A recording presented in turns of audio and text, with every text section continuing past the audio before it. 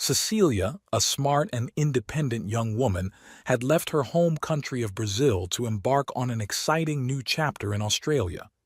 She quickly found stability there, securing a steady job, making new friends, and entering a relationship that would ultimately shatter all her dreams. In April 2018, Cecilia attended a gathering with friends, enjoying a fun evening together. As the night came to an end, she said her goodbyes, promising to stay in touch before heading home. None of them could have imagined that it would be the last time they saw her alive. A few days later, the shocking discovery was made. Cecilia's lifeless body was found floating face down in the shallow waters of a river.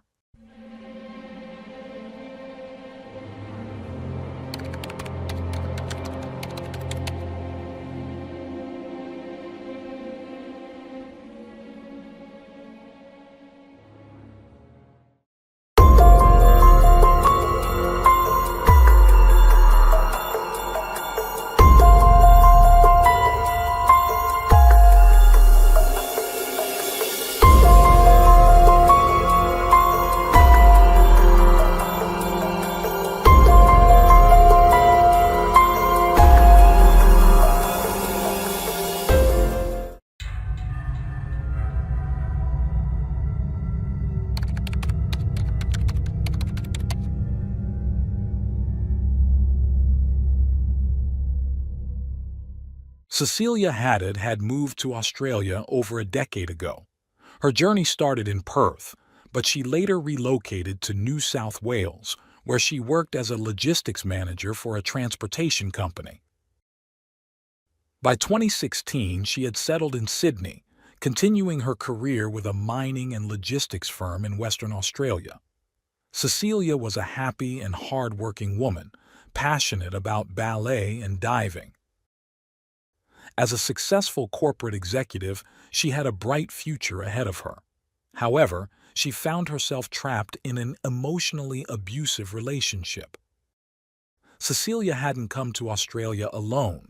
She was accompanied by Marcelo Santoro, a friend she had known for nearly a decade, someone she had gone to university with in Brazil. What began as friendship gradually turned into romance. Cecilia fell deeply in love with Marcelo, but what started as a loving relationship soon turned into a nightmare. Over time, the jealousy and possessiveness of her partner became unbearable, and in early 2017, she made the decision to end the relationship.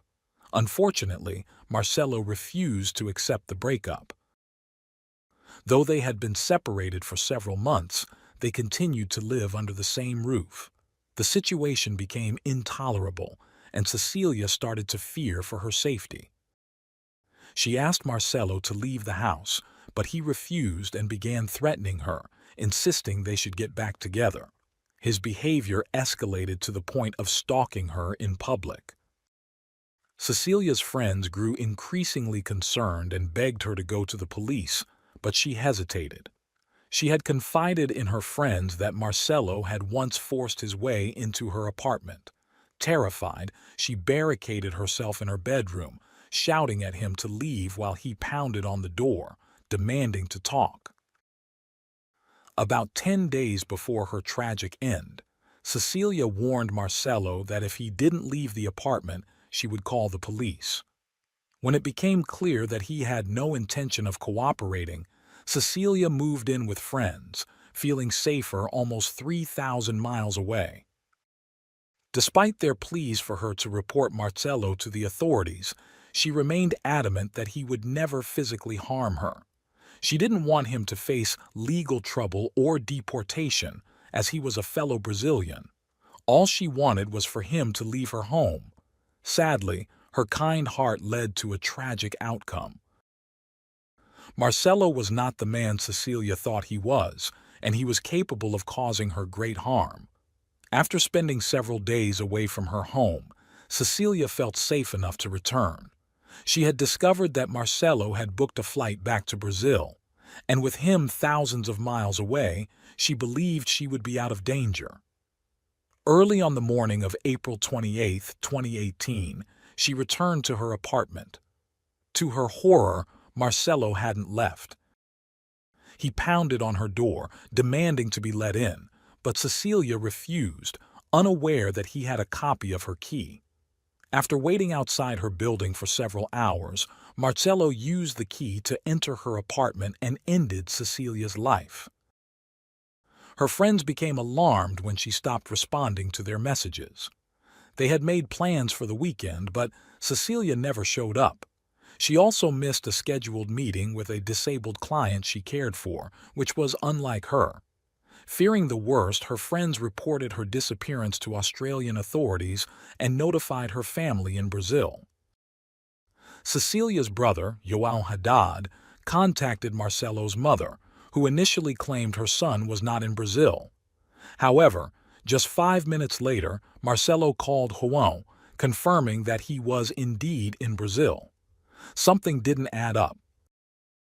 Shortly after this strange interaction, Marcelo's mother called again, admitting that her son was in Brazil and was on medication. João's suspicions were confirmed when he overheard Marcelo in the background, instructing his mother on what to say. Sadly, there was nothing they could do to save Cecilia. Days after her disappearance, the 38-year-old's body was found by rowers in a river about 5 miles from her apartment. Initially, the police did not suspect foul play, thinking it was a tragic accident. However, after Cecilia's red Fiat was found abandoned at a train station, about 7 miles from where her body was discovered, a murder investigation was launched. Someone had used her car to flee, and all eyes were on the one person capable of causing her harm. Authorities revealed a chilling discovery. Someone had weighed down Cecilia's body with gym weights in her pants pockets, hoping to sink her to the bottom of the lake and erase her existence forever. When her friends heard the heartbreaking news, they were shocked and devastated, but also consumed with guilt. They regretted not reporting Santoro to the police sooner. Cecilia's tragic death left everyone shattered. According to the thousands of messages reviewed by the Australian police, along with statements from friends and family, Cecilia had ended her relationship with Marcelo Santoro, but he refused to accept it. Just 36 hours after Cecilia's death, Santoro had flown to his home in Rio de Janeiro, immediately becoming the prime suspect. The police spent months analyzing evidence to build a solid case against Santoro. There was overwhelming evidence against him. Security footage showed him driving Cecilia's car, and traces of sand and vegetation from the area where her body was found were discovered inside the vehicle. Detectives also uncovered crucial footage from cameras installed in Santoro's apartment. These recordings allowed them to track his movements in the 48 hours leading up to and following the murder. The detectives used cell towers to track Santoro's phone, comparing its movements with surveillance footage collected from homes and businesses along his route. The analysis revealed that his phone connected to a tower near the lake before reaching the final location. The police believed that Santoro had driven around searching for a place to dispose of the body, eventually finding a secluded area along the waterfront. According to their theory, Santoro strangled Cecilia in her apartment's kitchen, then dumped her body in the water. The next morning, he fled to Rio de Janeiro. Despite the overwhelming evidence, the extradition process complicated matters, as Australia's extradition treaties with Brazil meant that Santoro could not be immediately arrested and charged for the murder in Sydney.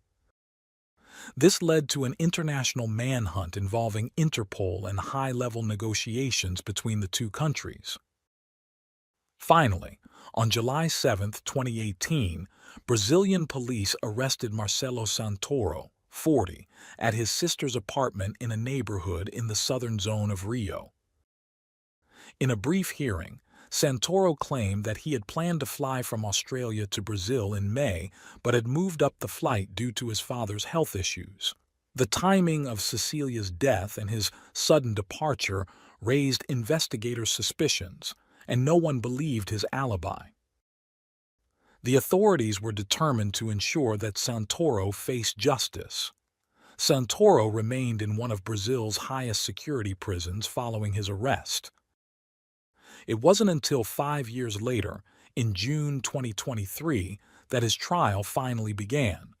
Flanked by armed guards and wearing a white shirt and blue pants, Santoro informed the judge that he had changed his legal team, surprising the prosecutors and detectives who had flown from Sydney to Rio to present evidence. The switch delayed the trial by several months. When it finally resumed, Santoro, for the first time, addressed the court, insisting that his return to Rio had been planned in advance. His new lawyer argued that Santoro had flown back to Brazil because his father was undergoing heart surgery. Security footage presented to the jury confirmed that Santoro had been in Cecilia's apartment the day she was murdered. The reconstruction of events showed that on April 29th, Santoro ordered a car through a rideshare app at a station in the suburb. The driver confirmed this and provided information about the route, which included a stop at a gas station. There, a camera captured Santoro withdrawing money from an ATM, a transaction verified by the bank. After collecting the cash, Santoro returned to the car and asked the driver to take him to Sydney Airport. Initially, the driver hesitated to alter the planned route, but Santoro offered him $50 to continue to the airport.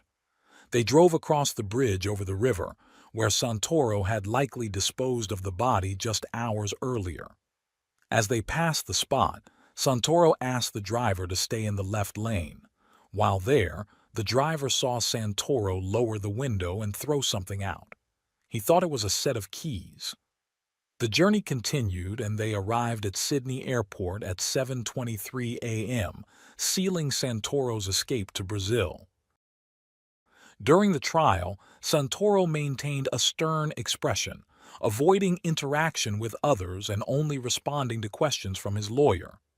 A police investigator testified that, in informal conversations while in custody, Santoro had confessed to the details of the crime.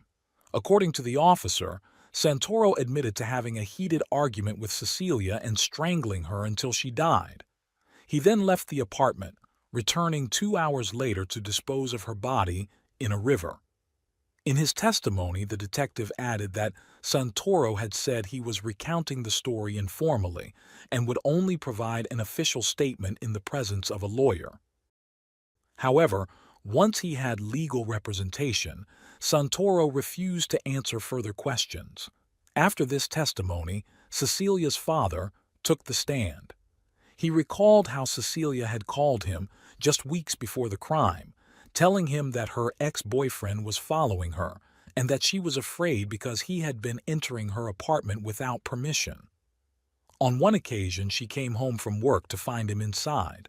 She asked for her keys back, but he refused. He also recounted a phone conversation with Cecilia the day before the murder, during which she kept him on the line while she entered her apartment, fearing Santoro might be there. Once she confirmed he was not inside, she ended the call. Cecilia's stepmother testified next, saying that Cecilia had been suffering from psychological abuse for a long time. Andrea recalled a tearful phone call from Cecilia who said, "I can't live like this anymore." The final testimony came from Cecilia's brother, João Haddad, who described Santoro as threatening. He said that his sister lived in constant fear of what Santoro might do. Santoro would frequently monitor her, take her phone and computer, and she had blocked him on all social media platforms. She had started communicating with him only through email, writing in English so there would be a record that Australian authorities could easily understand. João also testified that he had asked his sister several times why she didn't force Santoro to leave or call the police. She responded that she was afraid of retaliation and felt guilty because Santoro was unemployed at the time. Santoro faced up to 30 years in prison, but he would never serve his sentence in Australia, as Brazil does not extradite its citizens. After several days of trial, Santoro finally confessed to the crime. In a chilling admission before the Brazilian court, he took responsibility for Cecilia's death and provided disturbing details of the attack. Tearfully, Santoro revealed that he had gone to Cecilia's apartment without her permission, where an argument ensued. In a moment of rage, he strangled her to silence her. He squeezed her neck so tightly that she collapsed. At that moment, he realized she was lifeless, but couldn't remember if she had hit her head when she fell. Panicking, he lifted her onto the sofa and tried to revive her, but she never woke up. Cecilia's mother was forced to leave the courtroom as Santoro recounted the grim details. Her brother, sitting in the front row, shook his head in disbelief, struggling to comprehend how this monster had taken his sister away.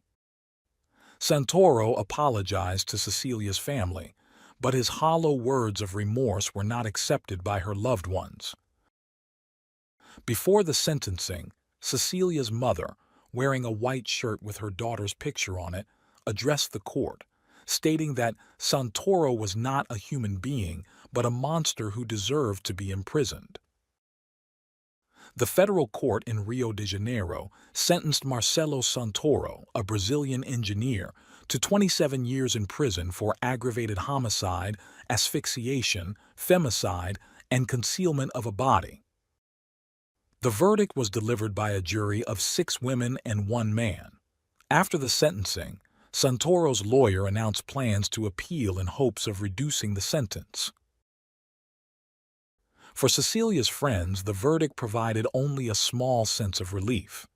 They expressed doubt that Santoro felt any true remorse for what he had done to their friend. They reflected on the loss of a daughter, an aunt, a sister, and a friend who could never be replaced. They hoped that now, at last, Cecilia can rest in peace. Cecilia Haddad's family and friends, having witnessed firsthand the horrors of domestic violence, hope that her tragic story can serve as a lesson to others. For them, Cecilia was never the face of domestic abuse. She was a strong, independent woman. Unfortunately, they came to realize the harsh reality faced by many women worldwide who are victims of violence at the hands of those who claim to love them. Her family urges people not to ignore the signs of abuse and violence. Though they tried to protect her, they now know it was never enough. They trust that authorities and justice will intervene where they could not. Above all, they hope that Cecilia's story will raise awareness and inspire action to prevent other victims from suffering the same fate.